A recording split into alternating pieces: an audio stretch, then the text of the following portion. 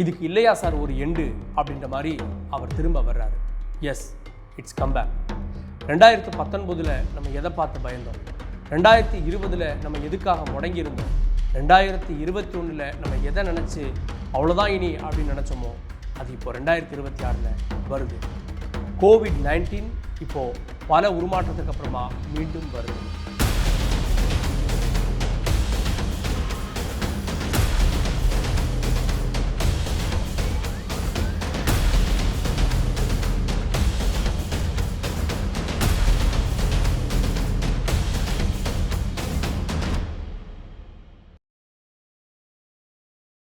Omicron BA.3.2 அப்படின்ற ஒரு variant, அதுக்கு இப்போது சிக்காடா அப்படின்னு பேர் வச்சுருக்காங்க. சிக்காடா அப்படின்னா அது ஒரு சிறிய வகை பூச்சி.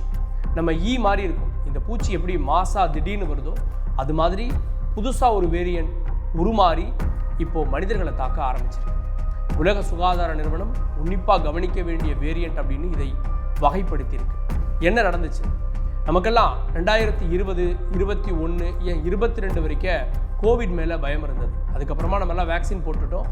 அதுக்கப்புறமா கோவிட் இங்கே இல்லை அப்படின்னு நம்ம நினைக்கிறோம்.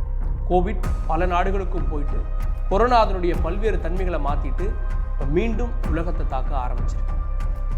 இந்த முறை 70லிருந்து 75 முறை அது தன்னுடைய வடிவத்தை உருவத்தை மாற்றிருக்கு. அது எப்படின்னா, எந்த ஒரு சக்தி தன்னை அழிக்குதோ அதுக்கேற்ற மாதிரி அதை அழிக்காமல் தன்னுடைய உருவத்தை மாற்றிக்கிறது தான் மியூட்டேஷன், உருமாற்றம் அப்படின்றோம். அப்படி இது 70லிருந்து 75 முறை மாறி இப்போ மீண்டும் வருது.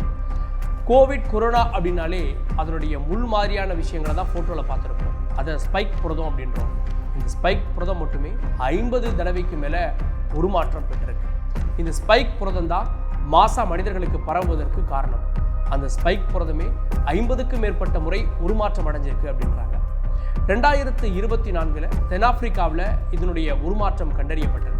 2025 அமெரிக்காவில் இதனுடைய பாதிப்புகள் கண்டறியப்பட்டது. 2026 இப்போ வரைக்கும் உலகத்தினுடைய பல நாடுகளில், குறிப்பாக ஐரோப்பிய நாடுகளில் இது பாதிப்பை ஏற்படுத்தியிருக்கதா சொல்கிறாங்க. பாதிப்பு அப்படின்னா 1, 2 அப்படின்னா மார்ச் மாத தொடக்கத்தில் மட்டும் இதனுடைய பாதிப்பு உலகம் முழுக்க 7000 அப்படின்றாங்க. உலக சுகாதார நிறுவனம் WHO இதை கண்காணிப்பில் இருக்கக்கூடிய ஒரு வகை அப்படின்னு சொல்லியிருக்காங்க. காரணம் என்னென்னா, நம்முடைய நோய் எதிர்ப்பு திறன், நம்ம வேக்சின் போட்டிருப்போம் இல்லையா, இந்த வேக்சின் நமக்குள்ள நோய் எதிர்ப்பு திறனை, ஆன்டிபாடிஸை உருவாக்கியிருக்கோம். அதிலிருந்து எப்படி தப்பிக்கணும் அப்படின்னு 70 முறைக்கு மேலே பயிற்சி எடுத்து மாறி மாறி திரும்ப வருது.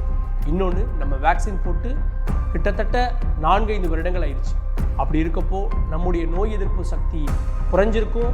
இது ஒரு புதிய மாற்றத்தோடு வர்றப்போ பாதிப்பை ஏற்படுத்தலாம் அப்படின்னு அஞ்சுறாங்க.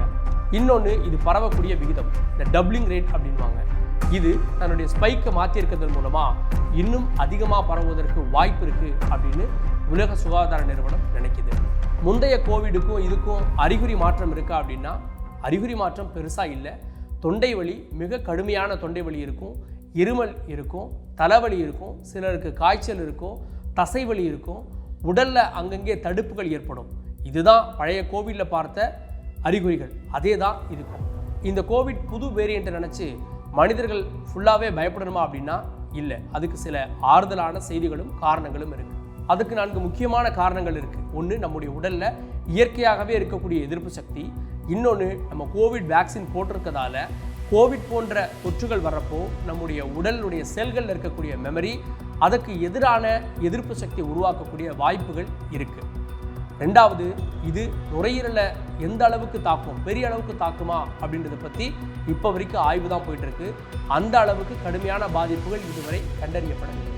3வது, இந்தியாவில் இப்போ வரைக்கும் இதனுடைய பாதிப்புகள் கண்டறியப்படலை. ஒருவேளை இந்தியாவில் வந்துருச்சுன்னா அப்படின்னு கேட்டால், இந்த 5-6 வருஷத்தில் உங்களுக்கு எத்தனை முறை தலைவலி, காய்ச்சல், தொண்டவலி, சளி வந்திருக்கும்? அதை நீங்கள் டெஸ்ட் பண்ணியிருந்தீங்கன்னா, 10 முறை டெஸ்ட் பண்ணியிருந்தீங்கன்னா ஒரு 4 முறையாவது அது கோவிட் அப்படின்னு காட்டியிருக்கும். நம்மளை அறியாமலேயே, நமக்கு தெரியாமலேயே எத்தனையோ கோவிட் வேரியண்ட்டை நம்ம கடந்து தான் போயிட்டுருக்கோம். பெரிய அளவு அது பாதிப்பை ஏற்படுத்தாததால் அது செய்திகள்லையோ கண்காணிப்புலையோ வரலை. அப்படி தான் இதுவும் கடந்து போகும் அப்படின்னு நினச்சிக்குவோம். ஆனாலும் விழிப்புணர்வோடு இருக்கும்.